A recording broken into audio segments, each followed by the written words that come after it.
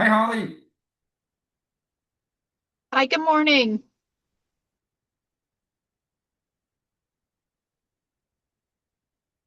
I saw your microphone come off, but I did not hear anything, but that could have been my user error as well. I don't. Um, can you There hear you are. me now? Yes, I Okay. can. Awesome. Good morning. Good morning. How are you? Good. I'm good. How are you? Good, good. Did you have a good Memorial Day weekend? Yeah, it was so relaxing. How about Yes. you? Yeah, it was great. It's nice to have Monday off, and it was the pool day or the pool opened for the first day of the summer, so that was fun to take advantage of that. Yeah. Yeah.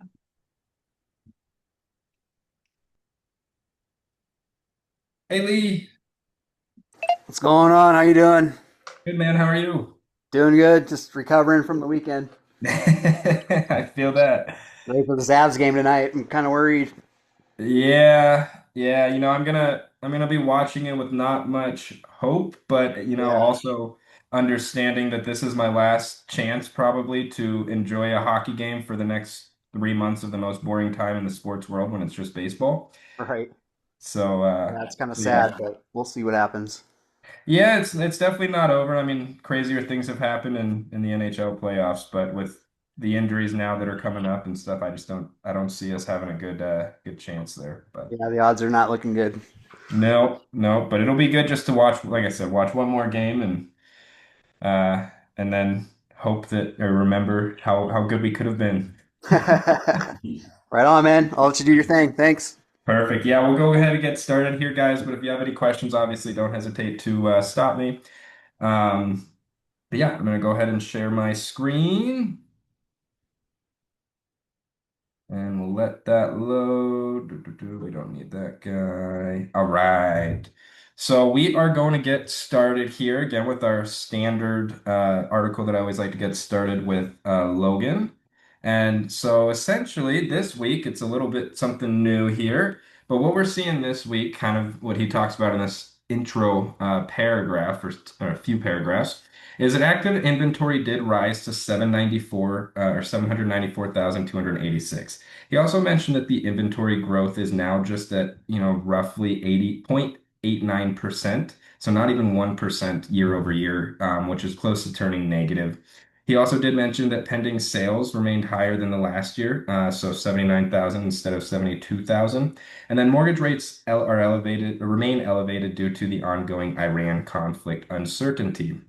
So what it means is what he's seeing kind of in this is that the housing demand does continue showing surprising resilience. So the higher mortgage rates have slowed the inventory growth significantly, and the market shift that began in the mid 2025 remains firmly intact. Kind of some things to watch, over the next weeks is that inventory could briefly turn negative year over year. Also, the Memorial Day weekend may temporarily distort next week's data. So we'll see what that looks like next week. And then the potential Iran peace developments could positively impact rates and housing sentiment. So we'll see again, just kind of monitoring where all that goes as well. But ultimately, the market does keep absorbing higher rates and uncertainty, and buyers are still showing up. So it's still out there. Now let's dive into housing inventory first. So what we're seeing in housing inventory is, like I mentioned, it did increase to 794,000 year over year. Though that is just slightly above or slight growth. 0.89% again is kind of where it's at right now. So. Um, just barely over, year over year. Now, why the growth is slowing again, last year had strong inventory growth. Early 2025 saw healthy supply gains, but those gains happened with higher mortgage rates as well. And the lower rates boosted demand. So once the rates moved below 6.64 and towards the 6%, the buyer demand improved. Again, we try to want to stay below that 6.7, 6.75. So the stronger demand made year over year inventory growth much harder to maintain. Now, big picture here, kind of with the inventory, again, the supply levels remain significantly better than the pandemic years. So that's one thing to always keep in mind. The home price growth remains controlled, and then the market continues moving toward healthier balance where wages grow faster than home prices. So don't panic over negative year over year headlines, even if we see that next week. Uh, The slower inventory growth reflects stronger demand, not a supply collapse. And then the context and the local interpretation matter more than just the raw numbers. So being able to understand exactly what it is that we're talking about here versus just throwing out numbers to people will help you in the long run. Um, so now if we dive down to new listings, what we're seeing in new listings is that they did climb up to 85,159 versus the 83,000 year over year. So we are back above that important 80,000 new listings threshold that we're looking for every week. And we are showing both week to week and year over year growth if we look at this graph here. So seller activity continues to improve. While still below the traditional 80 to 100K seasonal norm, the market is moving closer to the normal listing levels. So this is a healthy sign for housing supply. It's not a warning signal by any means. Um, Again, like I mentioned earlier, though, some important context to kind of keep in mind is that Memorial Day will likely impact next week's. And then even with the expected holiday dip, overall listing trends are still stronger than last year. And the current supply growth looks nothing like the housing bubble conditions. So reality check with this information, the housing bubble years did see 250,000 to 400,000 new listings per week. We're nowhere near that. Today's market is experiencing, again, like we always talk about, normalization, not an oversupply. So more listings does mean more opportunity for buyers and agents, and the improving supply creates healthier market balance. So we'll watch the broader trend, not the holiday affected one. Now, as we dive into price cut percentage, so just a reminder, price cut percentage, typically 1/3 of homes will go through a price cut before closing. So about 33.33%. So now what we're seeing this week is that the price cuts did come in at about 36.77, which is just below the 37% year over year. For most of 2026, price cut percentages have remained slightly lower than last year. If we come down to this here, we're just below the red line here. So we're just slightly below it, other than that 1 week, I think, where we popped just above it. Um, so pricing conditions do remain remarkably stable. The demand has stayed firm despite the recent mortgage rate increases, and the rising rates have not yet created major pricing pressure. So what we kind of want to watch going forward with this is that the mortgage rate direction remains the key variable on this, and that the higher rates could eventually pressure pricing more, but we're not seeing that quite yet. So the market pricing remains more stable than many expected in 2026. As far as some takeaways as with the price reductions, though, I think again, price reductions remain a normal part of the market. It's not a panic signal. 1/3 of homes are going to go through it. It's just a national average. So the sellers still need realistic pricing strategies, and that's something that's going to be huge. And I mean, we can't express it enough. Having those conversations with the sellers up front so they understand what's to come. Um, Stable price cut data does support the story of a market finding balance. So, despite the higher rates, the pricing has stayed surprisingly steady, and that speaks to the market's resilience that Logan was talking about earlier. So now as we get into weekly pending sales. So weekly pending sales did reach 79,370, which is year over year an increase from 72,312. It is reminder it is during the seasonal peak period also. The mortgage rates moved above 6.64 last week, though they're still under 7%. So the housing demand is continuing to hold despite the higher rates. The seasonal peak activity is also probably helping support that pending sales. And then the mortgage rates remain lower than this time last year, which is kind of helping demand stay positive as well. Um, Now, what to kind of watch or what to kind of think about. Again, Memorial Day will have an impact on us, or we should see an impact on it. And then also something to keep in mind is with the rates being above 6.64, that's something we'll want to kind of keep an eye on also. Um, Now, pending sales do become closings in the next 30 to 60 days, so that it is kind of like a forward indicator. We do want to watch these trends, not just 1 week, not one holiday week. We kind of want to see where it's consistently going. So the demand is still active, but the rate movement does remain the biggest variable as far as the pending sales. So then as we dive into mortgage purchase application data. Now, again, this is buyers that are interested in purchasing. They're putting in an application of some sort. Doesn't mean they're getting approved necessarily, but they are submitting applications to move to the next step to purchase. So what we're seeing here is that the purchase applications declined 4% week to week.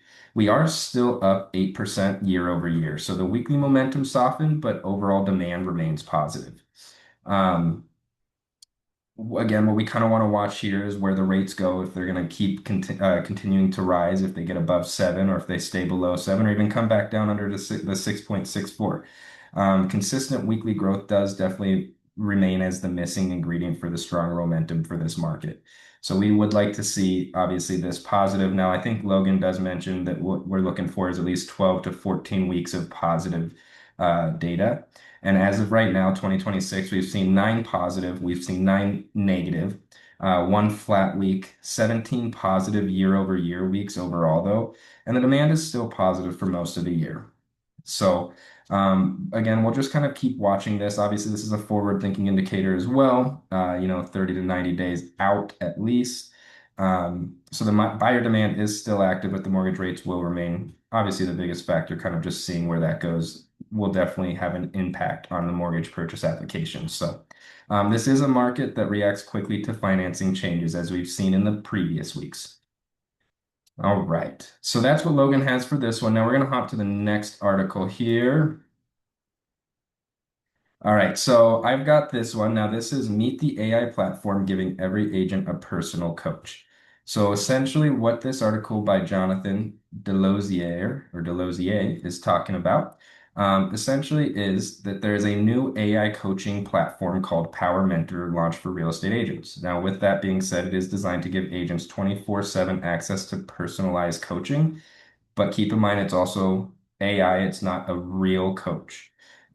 It does include 12 different coaching personas, which are all focused on different things such as mindset, objection handling, business planning, productivity, and accountability.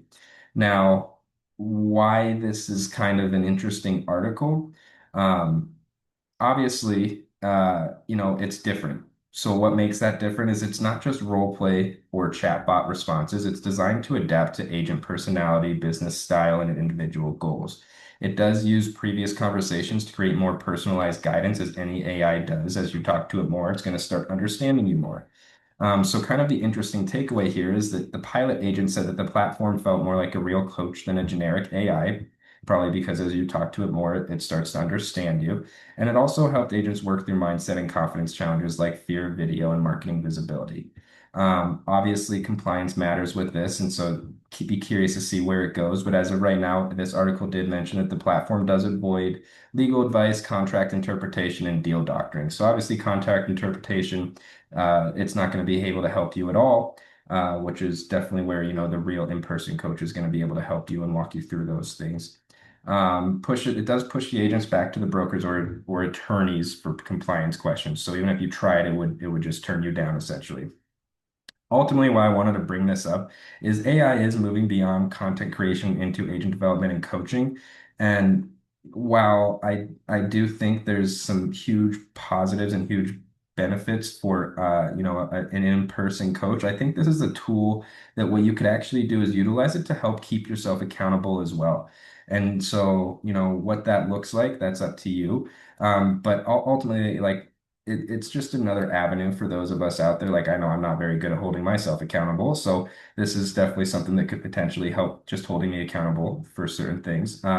With that being said, though, the AI will never replace, great leadership, culture, or even human coaching, obviously, because it is just a robot. But it can be a powerful supplement, like I was mentioning, for your accountability and even for skill building. You ask it questions and it will answer questions. So agents who kind of learn to combine the human relationships with the AI tools, I think that's where we're going to have a real advantage. That's where we're really going to be able to build our businesses and scale our businesses. So again, AI is not going to replace a coach, but it may make accountability coaching definitely available for every agent out there. So as we get down to the next one, now this article is another Housing Wire by Scott, and it says, "We have met one enemy of housing affordability. It is us." So what he's talking about here, housing affordability is a real challenge.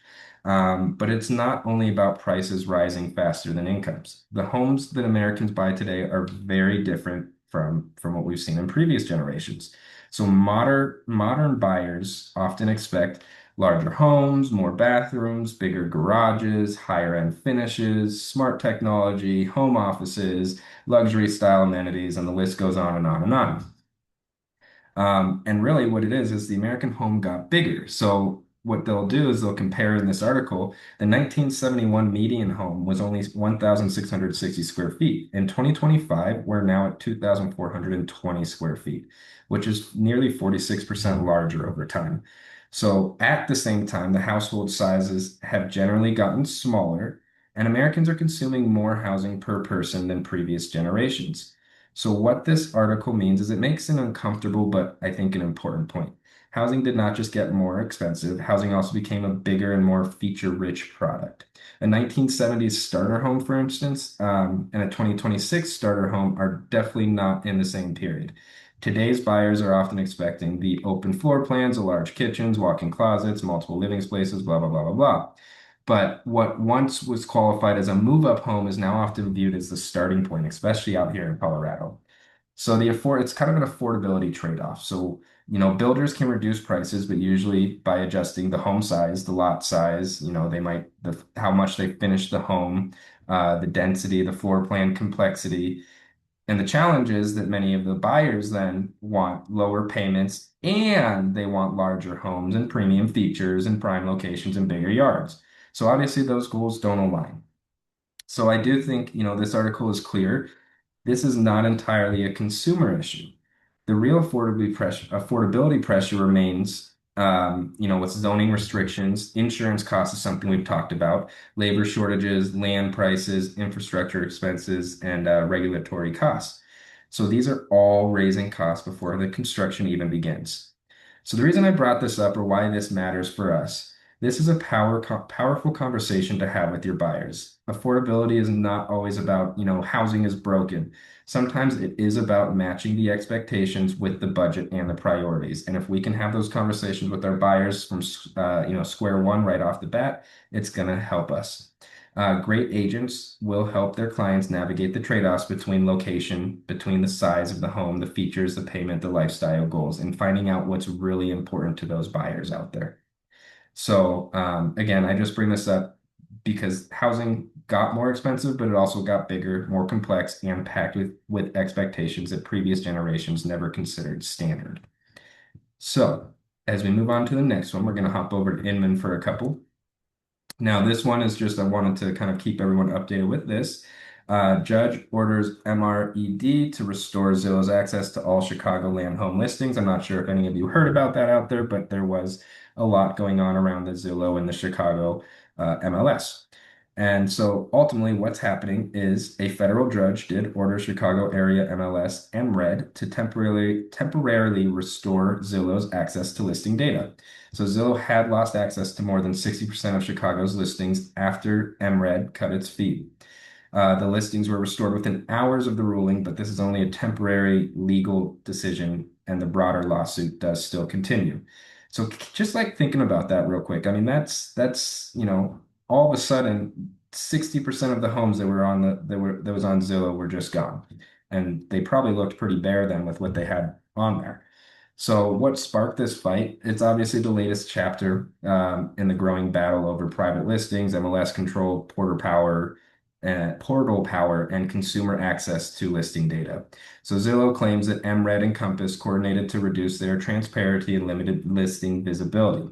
Compass and MRED argue something different, that Zillow should not be able to receive MLS data while selectively refusing to display certain listings based on Zillow's own listing rules. So again, it's all about the dispute that centers around the Zillow's listing access standards, which restrict listings that were publicly marketed before entering the MLS. Now, obviously, this isn't just Chicago. This is a bigger industry trend that we're seeing. But what it means is the court ruling did not decide who is ultimately right. Instead, it kind of highlighted how important listing access has become in today's market, which again, us being part of Keller Williams, we have that. We're already thinking, we're forward thinking about that. We have KWRI on top of it to make sure with Cotality and the BLX MLS. So we'll see where all of that goes. But we have our safe backup support behind this. So Ultimately, this is why agents, though, must understand more than just contracts and negotiations. We now need to understand the MLS policy, the syndication, portal relationships, listing exposure strategy, and consumer education. And I think that last one is probably one of the biggest. Consumer education is really where we're going to win. Because if we can have these conversations again with our buyers and our sellers from day one, they're gonna trust us. They're gonna know who they're gonna know, okay, I can ask them a question and they're gonna take care of it for me. They're gonna answer the question. And if you don't know, that's always you can always tell them, I don't know, but let me go find out. And you go and find out the answer. But again, having these conversations first will definitely only better you and only set you up for more success down the road. And then also you won't have, angry sellers and buyers as you're getting under contract or getting through contract and they're shocked by some things that could have come up that you could have already had conversations for. So the fight over listings is no longer just about marketing homes, it's about who controls access to the housing marketplace. And I think that we're gonna kind of have to just monitor this as well to see where it goes. But just like I always like to remind you, we have the backups in place, the support team in place. But if you ever have any questions about this, don't hesitate to ask me. All right. Now, this article on Inman is the three skills most real estate agents learn too late. So what this talks about is essentially that real estate success is rarely about luck. It's about mastering the right skills early, kind of what we have these conversations about. Now, this article argues that many agents struggle not because the market is impossible, but because they develop key business skills too late. So, what it's talking about, the first one is consistent lead generation. And the reality is that lead generation is still the lifeblood of real estate. The agents who struggle most often are sitting there waiting for business, chasing random opportunities, and trying to market everywhere instead of somewhere intentionally. The strongest lead generation systems still come down to three proven buckets. Geographical farming, which has become known in a specific area through, market knowledge, consistent communication, community involvement, video and local content, social and neighborhood presence. But the goal is simple, basically, to be the first name that people think of locally. And how do we do that? By meeting these people locally. So social media that's actually social. Now, this article does mention that, and it makes a strong point that most agents focus on the media and forget the social part of it. So winning agents, you still need to engage in conversations. You still need to answer questions, participate locally in the local groups and pages, and also create content that people actually search for. The future is less about, posting pretty graphics and it's more about solving problems publicly. And then also this it mentions in this first part that sphere of influence is still winning. And this one should sound familiar because we talk about the sphere of influence all the time. But often the best business already exists inside your database, in your friends, in your past clients, in your family, in your community relationships. So calls, coffee appointments, client events. I know Sherry and Mara had mentioned they do their food truck Thursdays and they've had huge success with that this year. So little things like that that you just stay consistent on is how you're going to build these community relationships. Uh, Now, the number two point that it talks about is that lead nurture matters more than lead generation. And kind of what I was just talking about there. Generating a lead is only step one. Most leads are not ready today. They need follow-up and they need systems, which means that we need to have a CRM strategy, a consistent communication, property alerts, market updates, text and email follow-up, personal touches, uh, basically, something pretty consistently so that we're always staying top of mind to these people. Now, one of these did mention, or one of the ideas in here did mention the deal of the week, which is a consistent weekly email featuring one standout property, why it matters, and a clear call to action, such as, call me for more information on this property, or, reply new home for more, whatever it might be, some sort of call to action to get people to start reaching out to you as well from what they're seeing. But what the lesson is that consistency builds trust with this stuff. People begin expecting your communication, and then eventually they'll associate you with the value of the information as well.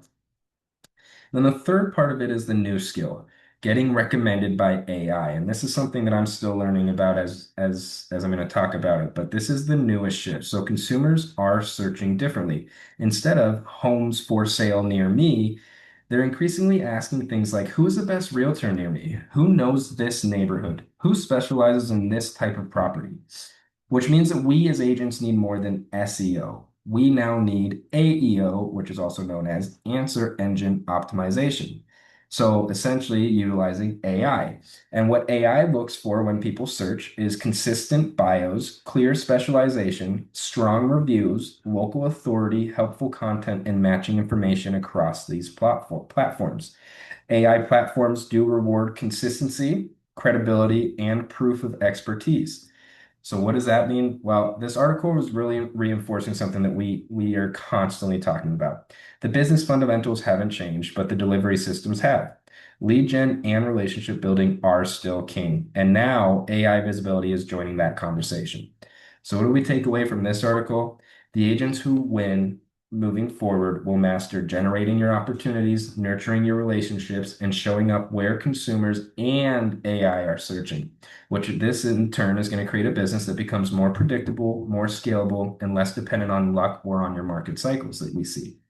So ultimately, the agents who thrive tomorrow will combine old school relationship skills with the new school visibility and technology.